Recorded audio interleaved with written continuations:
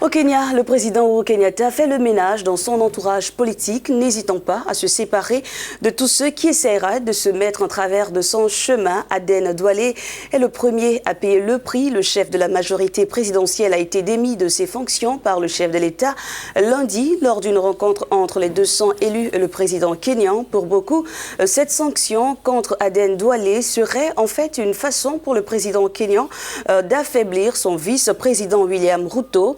Après de terribles violences entre leurs ethnies respectives, Uhuru Kenyatta et William Ruto s'étaient mis d'accord. Le second devant succéder au premier aux élections de 2022. Avec nous ce matin dans le Morning Call, Michael Odwor, notre spécialiste des questions kenyanes ici à Africa News.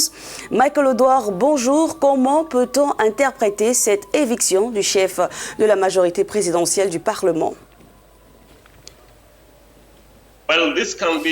Eh bien, cela peut être interprété sous différents angles. Vous vous souvenez qu'en 2018, Uhuru Kenyatta avait appelé à une poignée de main entre lui et le chef de l'opposition Raila Odinga.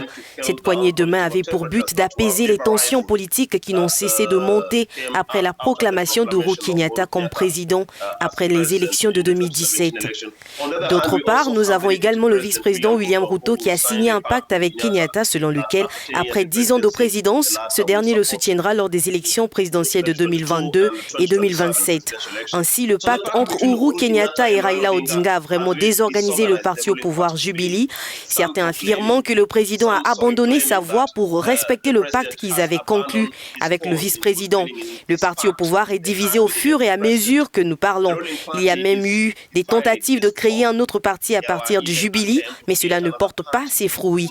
Le président a donc essayé de faire le ménage dans sa maison au sein du parti Jubilee, en éliminant certains de ces individus qui ont causé des dégâts dans son parti et dont la plupart sont alliés au vice-président.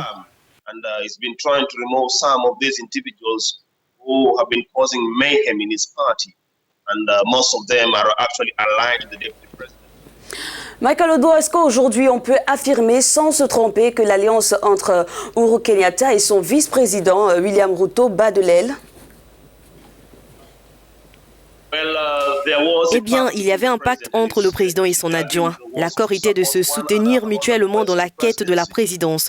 Le vice-président a fait sa part, mais il semble que le président Uhuru Kenyatta pourrait ne pas respecter son engagement à l'égard de l'accord, selon certains membres du parti au pouvoir du Jubilee qui soutiennent le vice-président William Ruto.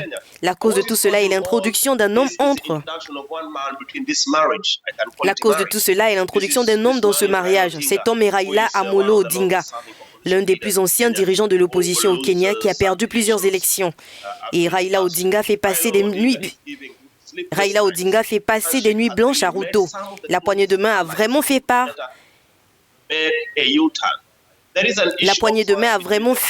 des minuit.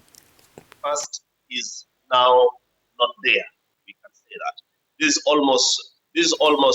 y a un problème de confiance entre le président et son adjoint. Cela est presque en train de ruiner le parti au pouvoir, le Jubilee. Et certains pensent que le président soutiendra l'année prochaine la présidence de Raila Odinga, ce qui n'a pas confirmé lui-même. Mais peut-être que Ruto pense que Raila sera un concurrent. Raila Odinga presidency is really not confirmed yet, but people like Ruto believe that maybe Raila will be a competitor. Michael Odwor, dites-nous avant de nous quitter, est-ce que cette guerre intestine, cette alliance est-ce que l'alliance entre ces deux présidents, le vice et le président, verra-t-elle son accomplissement? Est-ce qu'on verra Uhuru Kenyatta soutenir son vice-président pour cette élection de 2022? Oui, en effet, il y a eu un accord, mais ce n'était pas un accord écrit et il n'est pas obligatoire. Le président Uhuru Kenyatta a été cité à de nombreuses reprises, promettant son soutien à Ruto pendant 10 ans après la fin de son mandat. Mais de telles déclarations ont pris fin juste après la conclusion des élections de 2017. Personne ne peut expliquer pourquoi, mais les deux dirigeants le savent mieux que quiconque. Leurs groupes ethniques sont en effet majoritaires en termes de population et en 2007, les violences post-électorales ont été les plus lourdes de conséquences puisqu'ils étaient dans des camps opposés. Plus de 1000 morts et des milliers de déplacements. C'est ce que nous craignons en tant que Kenya, une répétition des violences de 2007. D'un autre côté, Nous ne pouvons donc pas nous contenter de dire que le fait de ne pas soutenir les ambitions du vice-président conduira à la violence. Mais tout est possible. Le Kenya aime la violence électorale et c'est pourquoi le président Uhuru Kenyatta travaille avec plusieurs leaders de l'opposition pour créer des alliances.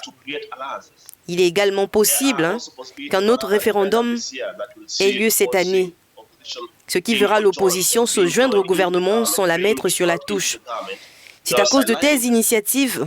Michael Odouard, merci pour tous ces éclairages. Merci d'avoir accepté de participer à ce Morning Call ce matin. Je rappelle que vous êtes spécialiste des questions kenyanes ici à Africa News, journaliste à Africa News.